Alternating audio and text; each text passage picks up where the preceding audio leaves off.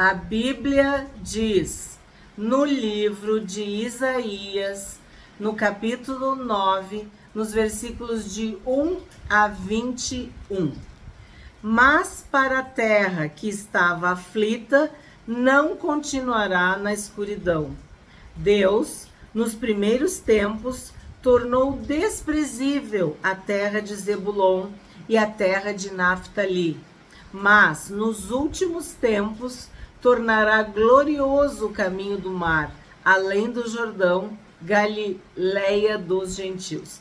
Então, a gente vê aqui já uma referência a um texto que a gente também encontra em Mateus, no capítulo 4.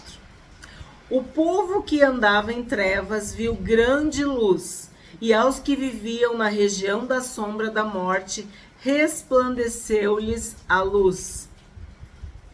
Tu, Senhor, tens multiplicado este povo e aumentaste a sua alegria. Eles se alegram diante de ti, como se alegram no tempo da colheita, e como exultam quando repartem os despojos, porque tu quebraste o jugo que pesava sobre eles. A vara que lhes feria os ombros e o cetro do seu opressor, como no dia da vitória sobre os midianitas.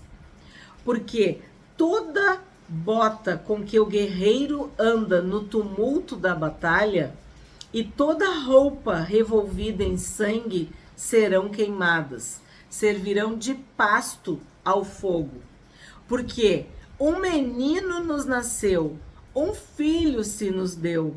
O governo está sobre os seus ombros e o seu nome será Maravilhoso Conselheiro, Deus Forte, Pai da Eternidade, Príncipe da Paz. Ele estenderá o seu governo e haverá paz sem fim sobre o trono de Davi e sobre o seu reino, para o estabelecer e para o firmar, com juízo e com justiça, desde agora e para sempre. O zelo do Senhor dos Exércitos fará isto. Eu quis ler todo o texto, todo o trecho, para vocês identificarem com Mateus 4.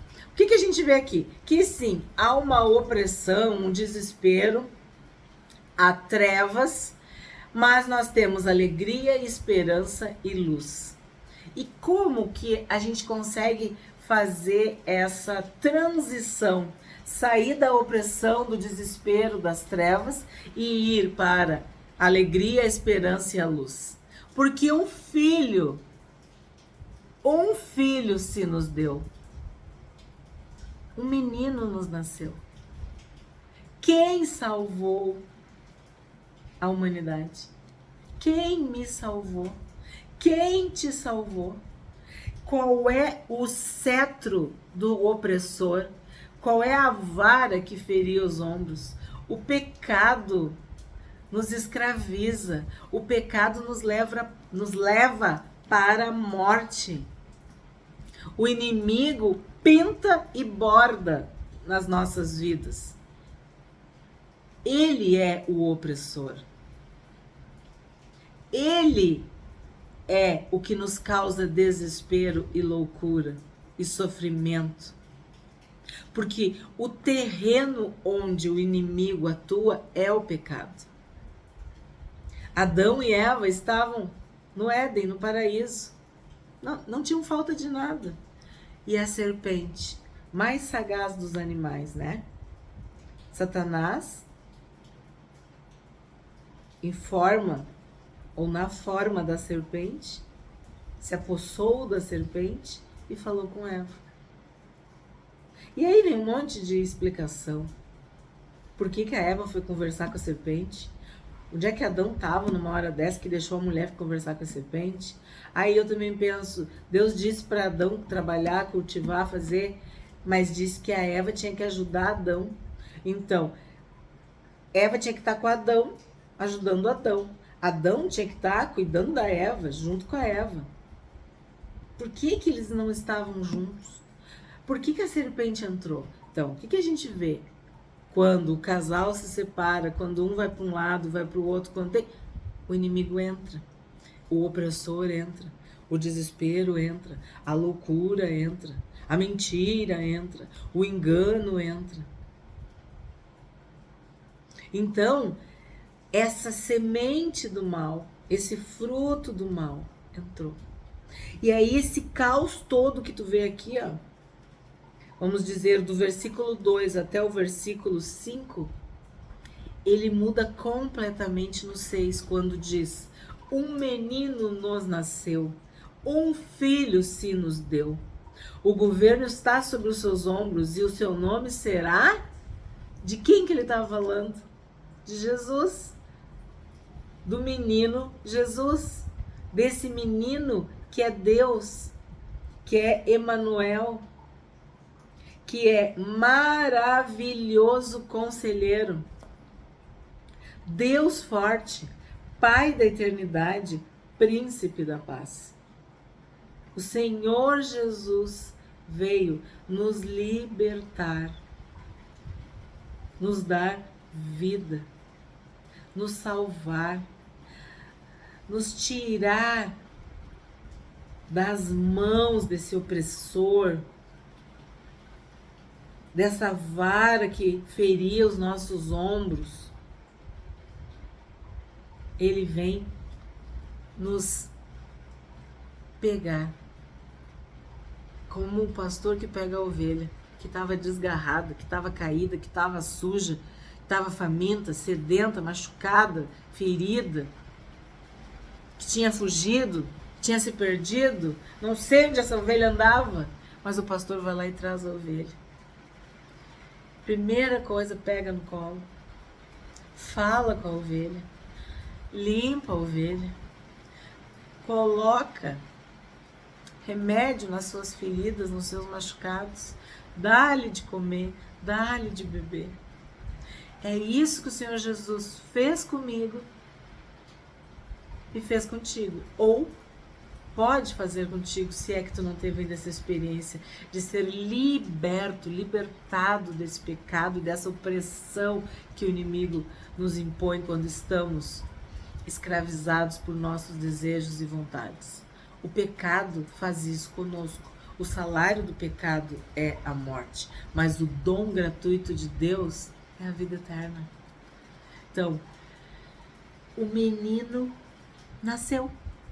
A gente fala muito do Natal, mas hoje é Natal para nós, porque Jesus está vivo. Ele nasceu no nosso coração e permanece vivo. Um filho se nos deu. Nós recebemos o Filho de Deus, o Filho de Davi, o Rei dos Reis, o Senhor dos Senhores. E o seu nome é maravilhoso, Conselheiro. Tu tem dúvida? Ele é um conselheiro. Ele te diz, ele te instrui, ele te indica. É um Deus forte. Ele é o Pai da eternidade. A vida que tu recebe é uma vida eterna. E Ele é o príncipe da paz. Aconteça o que acontecer, nós temos paz com Deus. 7. Ele estenderá o seu governo e haverá paz sem fim sobre o trono de Davi e sobre o seu reino. Olha a referência de Davi. Quantas e quantas vezes eu falava, né, de Davi, de Davi. Tá aqui, ó, tá falando de Jesus e tá falando do trono de Davi. E sobre o seu reino para o estabelecer e para o firmar, com juízo e com justiça, desde agora e para sempre. O zelo do Senhor dos Exércitos fará isto. Assim como Deus age no particular, Ele também age no coletivo. Ele perdoa uma pessoa, mas Ele também perdoa e sara uma terra, uma nação, um povo. 8. Agora o título, não sei como é que está na tua Bíblia, mas aqui fala assim, profecia contra o reino de Israel. Significa o reino do norte. O Senhor enviou uma palavra contra Jacó, e ela caiu em Israel. Todo o povo saberá, Efraim e os moradores de Samaria, que com soberba e orgulho de coração dizem, os tijolos ruíram por terra, mas nós vamos reconstruir com pedras lavradas. Os sicômoros foram cortados, mas nós os trocaremos por cedros. Então aqui tu vê soberba mesmo, não tem outro nome, né? Olha o que diz. É soberba e orgulho. É o ser humano escrito, que sempre acha um jeito de ficar por cima, superior. Ah, aconteceu isso, mas eu vou dar um jeito. Ah, mas assim, não sei o quê. Não se humilha, não se arrepende, não confessa. 11. Porque eles são soberbos, arrogantes, o Senhor suscitou contra ele os adversários de Rezim e instigou os inimigos. Do Oriente vieram os sírios, do Ocidente vieram os filisteus, e devoraram Israel com a boca escancarada. Nem com tudo isso se desviou a ira de Deus, e a mão dele continua estendida. O que a gente vê aqui? O que foi profetizado no vídeo de ontem, no vídeo anterior. Então, eles oprimiram Judá, eles deixaram o rei apavorado. Então, olha o que aconteceu. Do Oriente vieram os sírios, do Ocidente vieram os filisteus e devoraram Israel com a boca escancarada. Na verdade, tudo o que eles queriam de mal para Judá aconteceu para eles. Sempre tem um que é mais forte que o outro, né? É impressionante isso. E Deus, sim, Deus estava irado. A mão dele, ó, e a mão dele continua estendida. Por quê? Porque eles não se arrependiam, eles não se convertiam dos seus maus caminhos, eles não reconheciam que estavam errados. 13. Mas este povo não se voltou para aquele que o feria. Mesmo diante da ira, do furor de Deus, da justiça, do juízo de Deus, eles não se curvavam, eles não se dobravam, eles não se entregavam, eles não se rendiam a Deus. Mas este povo não se voltou para aquele que o feria, nem buscou o Senhor dos Exércitos. Por isso, num só dia, o Senhor corta de Israel a cabeça e a cauda, a palma e o junco. Isso são símbolos de caos, de desolação, de ruína, de destruição.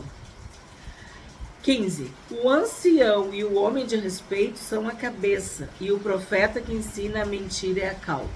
Lembra que no primeiro vídeo sobre Isaías e os livros proféticos, eu falo que o profeta é boca de Deus, homens e mulheres que falam a vontade de Deus, revelam, manifestam, expressam a vontade de Deus para um povo, para uma pessoa, para uma geração.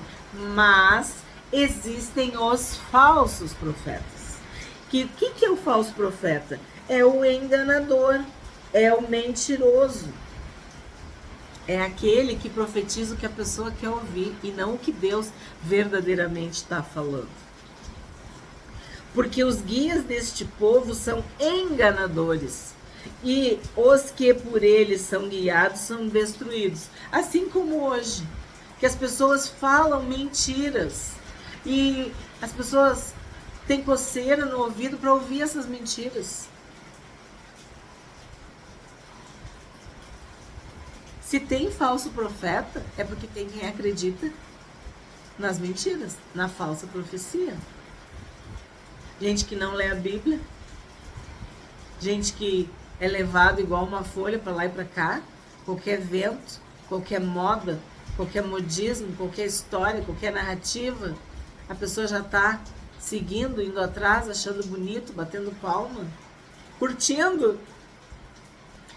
Por isso o Senhor não se alegra com os seus jovens e não se compadece dos seus órfãos e das suas viúvas, porque todos eles são ímpios e maus, e todos falam tolices. Nem com tudo isso se desviou a ira de Deus, e a mão dele continua estendida. O que a gente entende por essa mão estendida? Quer dizer que a mão de Deus pesava sobre ele, estava estendida para juízo, para castigo, para punição, para que eles experimentassem e vivessem as consequências dos seus erros, dos seus pecados, das suas desobediências. 18. Porque a maldade queima como um fogo. Ela devora os espinheiros e as ervas daninhas, incendeia as árvores do bosque, e estas sobem em espessas nuvens de fumaça.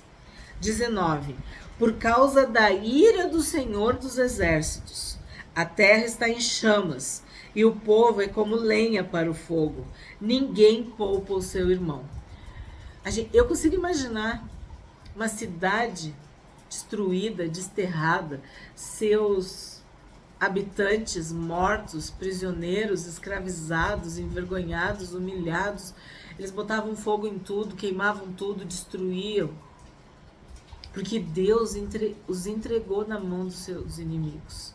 Porque eles viraram as costas para Deus. 20. Abocanham à direita e ainda têm fome. Devoram à esquerda e não se fartam. Cada um come a carne do seu próprio braço. 21. Manassés ataca Efraim, e Efraim ataca Manassés, e ambos juntos atacam Judá. Nem com tudo isso se desviou a ira de Deus, e a mão dele continua estendida. O que a gente vê neste capítulo? Que o irmão estava se levantando contra o irmão. Um irmão contra o outro irmão. Uma tribo contra outra tribo. Aqueles que lutaram unidos para tomarem posse da terra prometida. Aqueles que lutaram junto com Josué. Aqueles que que foram peregrinos no deserto, que aprenderam a lei, que obedeceram Moisés. Sabemos que morreram os murmuradores, mas eu quero dizer aquela geração que se manteve. Agora eles estão um contra o outro. É como numa família. Quando o irmão se levanta contra o outro irmão. É quando a família se separa. Quando aqueles que se amavam se odeiam. Tu morria para proteger. Agora, tu mata. Tu faz tudo contra. É o que a palavra diz, ó. Manassés ataca Efraim e Efraim ataca Manassés. Esse não é o plano de Deus. Deus não quer isso. Lá no Éden, a gente viu Abel e Caim. Caim era irmão de Abel. Mas Caim tinha inveja de Abel. Não aceitava o que Deus tinha dado para Abel e matou Abel. O que aconteceu quando Roboão assumiu o reino de Salomão? Ele não foi justo, ele foi impiedoso. E aí Jeroboão se levantou como um líder das outras tribos, das 10 tribos. E ali começou a desgraça. E a gente estudou em reis. Reis que eram bons, que faziam o que era reto. Reis que eram maus e faziam o que Deus não queria. E vinha juízo, e vinha castigo. E os inimigos aniquilavam, faziam um horror com eles. E aquele que era fiel, que era justo, que era temente, que era obediente, prosperava. Tinha vitória sobre os inimigos. Então, o que a gente pode aprender com este capítulo 9 de Isaías? De que o povo que andava em trevas viu grande luz. Porque o Senhor Jesus veio libertar. A alegria foi aumentada. O jugo que estava sobre eles, que pesava sobre eles, foi quebrado. O Senhor Jesus disse que Ele alivia as nossas cargas. Então, o que aconteceu? Quem veio para libertar? Um menino nos nasceu, um filho se nos deu, e o seu nome será Maravilhoso Conselheiro, Deus Forte, Pai da Eternidade, Príncipe da Paz. para toda opressão, desespero e trevas, em Jesus nós temos luz, alegria e esperança.